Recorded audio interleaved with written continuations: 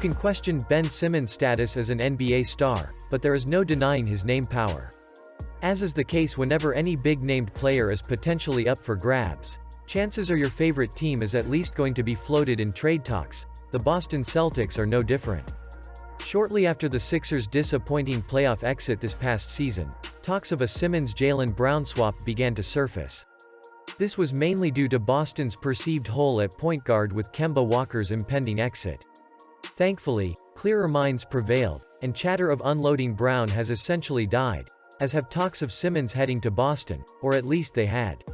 Celtics insider A. Sherrod Blakely believes the chances of Boston throwing their hat in the ring could be increasing. Joining CLNS Media's podcast, Blakely was asked by host John Zannis if the Celtics should buy the dip, as it pertains to Simmons' plummeting trade stock and knock on the door with an offer for the Sixers. "I could absolutely see it happening if the price keeps dropping. To me, it's going to be one of those things where Ben Simmons would have to say, 'I want to play with Jaylen Brown and Jason Tatum.' Because there's no way that they're going to get either one of those guys, Philly that is, in exchange for Ben. It just won't happen."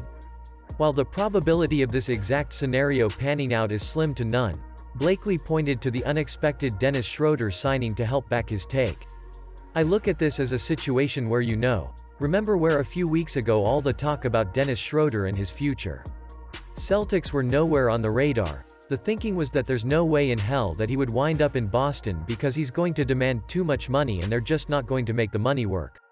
And then lo and behold they get him for like less than $6 million. If you can somehow finagle a way to get Ben Simmons and it doesn't cost you in any way shape or form Jason Tatum, Jaylen Brown, Robert Williams, Al Horford, if you can keep that foursome intact and add Ben Simmons, is some type of combination of the other guys, hell yeah, you do that."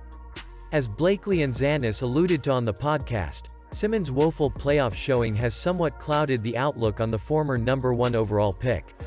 Yes, he's not the most aggressive offensive scorer, and his shot and free throw shooting undoubtedly need work. However, no matter what Twitter might tell you, Simmons is far from a scrub.